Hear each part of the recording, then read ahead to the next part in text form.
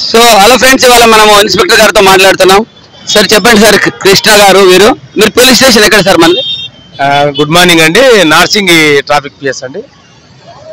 ఇక్కడ ఒకటి సార్, ఇద్దరు చనిపోయారు ఆ మధ్య. ఇద్దరికి అంటే నలుగురు గుద్దేశారు, ఫుట్బోర్డ్ పైన వాకింగ్ చేసే వాళ్ళని గుద్దేశారు sir, speeding vehicle.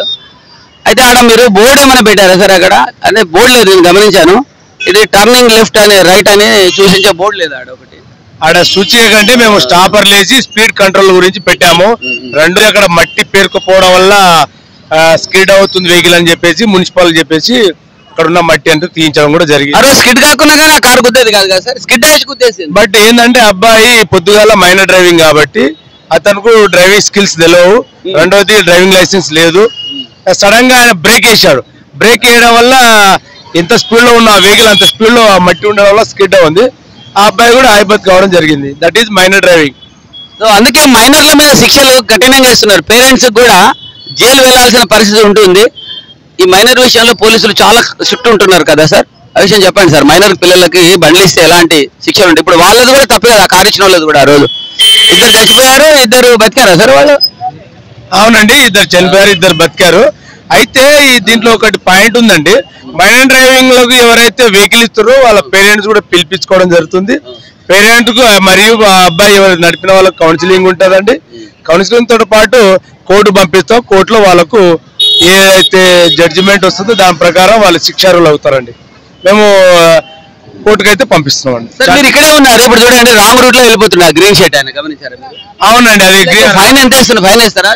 Wrong route వచ్చే వాళ్ళకు 200 అవుతాం, డేంజర్ డ్రైవింగ్ యాడ్ చేస్తే 1200 అవుతుంది. ఆయన ఇంకేమైనా డాక్యుమెంట్ మీ ముందు చూడండి, సెల్ ఫోన్ డ్రైవ్ చేస్తుంటే హెల్మెట్ కూడా లేదు.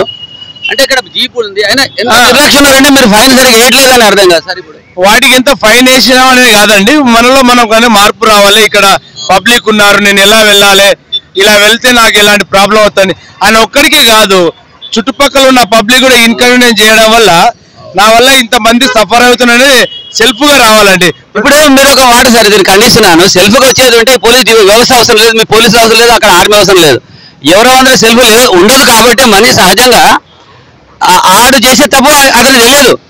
ఒక మనిషి రాంగ్ రూట్ లో పోతే ఎంత ప్రమాదం అనేది తెలియదు, సెల్ ఫోన్ మాట్లాడితే ఎంత ప్రమాదం తెలియదు. ఒక పేరెంట్స్ కి తన 10 ఏళ్ల పిల్లోడికి బైక్ ఇస్తే ఎంత ప్రమాదం తెలియదు వాడికి. అందుకే మీరున్నారు శిక్షించడానికి. శిక్ష అందుకే మేము ఆ రాంగ్ రూట్ వచ్చే వాళ్ళని ఆపి వాళ్ళని కౌన్సిలింగ్ చేస్తాము.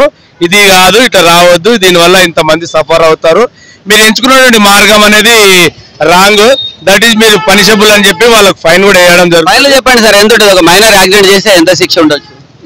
మైనర్ యాక్సిడెంట్ అయితే చార్జ్ షీట్ వేస్తాం, అది కోర్టుకు ఇస్తాము. కోర్టు అంటే ఎలాంటి శిక్షలు పడతాయి? పేరెంట్స్ జైలుకి వెళ్ళాల్సి వస్తుందా? నేను దానికి అంటే రెగ్యులర్ గా అలాంటి అఫెండ్ చేస్తే వాళ్ళకు కోర్టు శిక్ష కూడా వేస్తుంది. 2 రోజులు 3 రోజులు జైలు కూడా పంపించడం జరుగుతుంది, 3 months కూడా పంపించడం జరుగుతుంది. డిపెండ్ ఆన్ కోర్ట్ అండి. మొన్న 17 ఏళ్ల పిల్లాడు అప్పుడు యాక్సిడెంట్ అయింది కదా సార్ కారు, దాంట్లో ఏం శిక్ష పడవచ్చు వాళ్ళకి? అతను మైనర్ డ్రైవింగ్ కాబట్టి 302 Part 2 పెట్టామండి. 302 Part 2 అన్నట్టు 304 Part 2 సారీ 304 Part 2 పెట్టామండి. అది అంటే అతను తెలుసు డ్రైవింగ్ చేయొద్దు అని, ఆయనకు రూల్స్ అండ్ రెగ్యులేషన్స్ తెలిసి నేరం చేసినట్టు లెక్క కింద. అది మైనర్ కి ఎంత శిక్ష పడుతుంది అసలు? Part 2 అంటే అన్ని అటెంప్ట్ మర్డర్ కేసు లాగండి అండి. అది చాలా పెద్ద సీరియర్ కేసు, దానికి మనకు 10 years దాకా ఇంప్రిజన్మెంట్ ఉంటదండి. సో మరి ప్రూవ్ అవుతుంది అంటారా? అది ప్రూవ్ అంటే ప్రూవ్ అయింది, అన్ని రికార్డ్స్ ఉన్నాయి, సీసీ కెమెరాస్ ఉన్నాయి, ఆడున్న వాకర్స్ చెప్పారు, మనం ఎంక్వైరీ చేసాం ప్రాపర్ గా అన్ని.